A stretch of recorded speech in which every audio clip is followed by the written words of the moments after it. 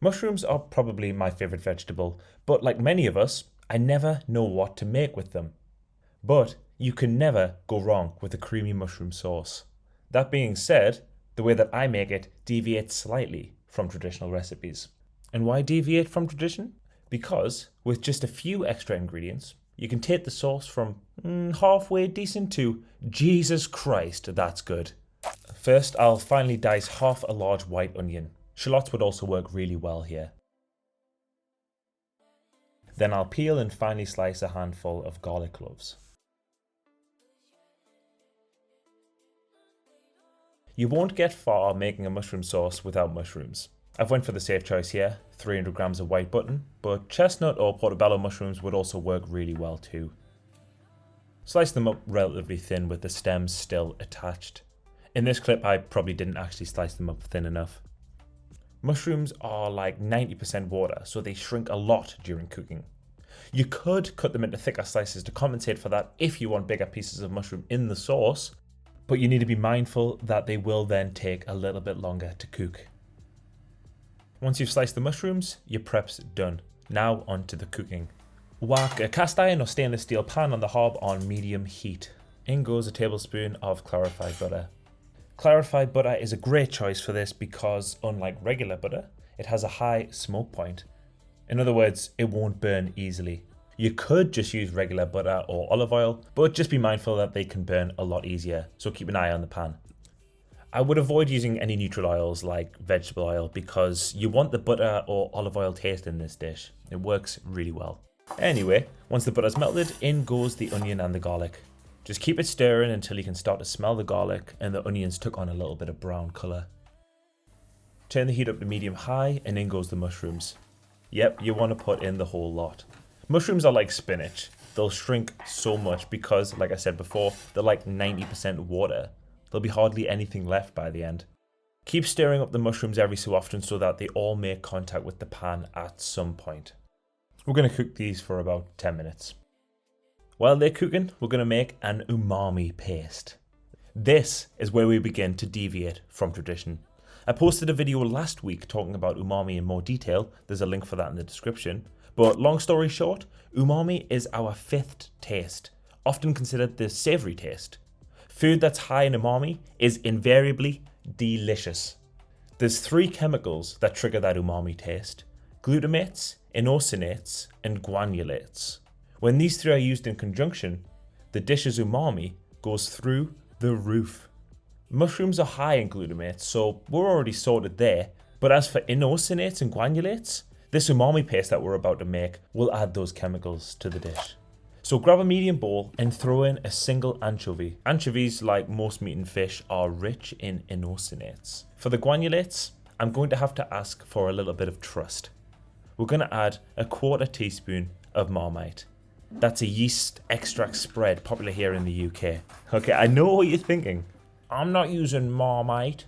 No, trust me, I hate Marmite too. But it's not going to add a Marmite flavour. We're using as little possible of each ingredient here because we don't want the dish to taste like anchovies or taste of Marmite. We're trying to add just enough to trigger the receptors in our mouths without adding too much flavour from any of the ingredients and overpowering the dish. Anyway, for good measure, we'll add a 1/2 teaspoon of soy sauce for some extra glutamates. You can use the back of a spoon to form that into a semi-cohesive paste and just set it aside. Back to the mushrooms. Our goal here is browning, because that's when the mushrooms actually start to taste like something. But browning mushrooms is a twofold process. First, we need to saute the mushrooms until they've lost basically all of their moisture content. Do you see all that water leaking out of them? We can't actually brown the mushrooms until all of that water is gone. At the moment, we're basically steaming them. But once all of that water has evaporated, we'll then begin to fry them. And you can see and hear the difference. Can you hear that sizzle? That's a good sign. It means all the moisture's gone and the browning's begun. As the mushrooms start to fry and brown, they'll leave a fond on the bottom of the pan. Fond is just a fancy word for the brown stuff that's stuck to the bottom of a pan when you fry something. You'll see it when you're browning vegetables in the pan, and especially when you're browning meat. The fond might not look attractive, but we don't want to waste that because there's so much flavour in there. So once the mushrooms have got a bit of browning, We'll deglaze the pan with some white wine, about a quarter cup, 80ml. Deglazing, by the way, is just another fancy word that just means using liquid in a hot pan to help scrape off the fond. Basically, just pour the wine in and start scraping. You want to keep scraping until all of the fond is removed from the bottom of the pan and sort of incorporated into the wine. Can you see how clean the pan is now? That's how clean you want your pan to be as well. You do not want to waste any of that flavour. Once that's deglazed, we'll cook that for about a minute or two to cook out the alcohol from the wine.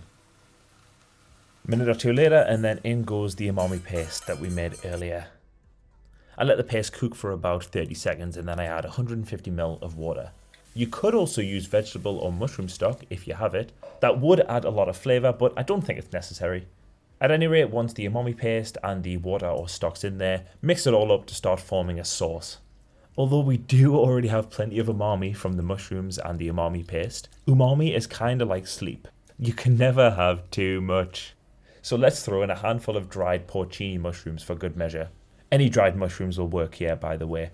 For some reason, dried mushrooms taste a lot more mushroomy than fresh ones. Next up, let's add some herbs. The traditional choices in a mushroom sauce are thyme and parsley. But I'm pretty sure tradition went out the window the moment I cracked open that jar of Marmite. So instead, in goes a sprig of rosemary leaves. When it comes to herbs, I'm a massive believer in just using whatever you have. It's such a waste to go out and buy a whole bunch of specific herbs for the sake of one dish. And if you haven't got any fresh herbs on hand, just use some dried herbs instead. Oregano, basil, parsley, or whatever you've got. But just use a little bit less because dried herbs are generally more intense than fresh herbs. Simmer that for a minute or two and then in goes half a cup, that's about 118ml, of double or heavy cream. The thicker the cream, the better. Mix that up and then simmer to reduce. Simmer to reduce just means leaving a liquid just below a boil so that some of the water evaporates, leading to a thicker, creamier sauce. And for a sauce like this, just like with the cream, the thicker, the better. Once the consistency is where you want it to be, taste it and adjust the salt and pepper as you want. Add a squeeze of lemon and then it's ready to serve. I mean, you can serve that as a garnish on a soup, as a side for a steak, with pasta, over vegetables, or even just by itself. It's that good. This dish is incredibly versatile. Just like the mushroom itself, actually. If you've never tried roasted mushrooms, mate, you're missing out. Luckily for you, next week's video is the ultimate guide to roasting vegetables. Make sure to subscribe so you don't miss it.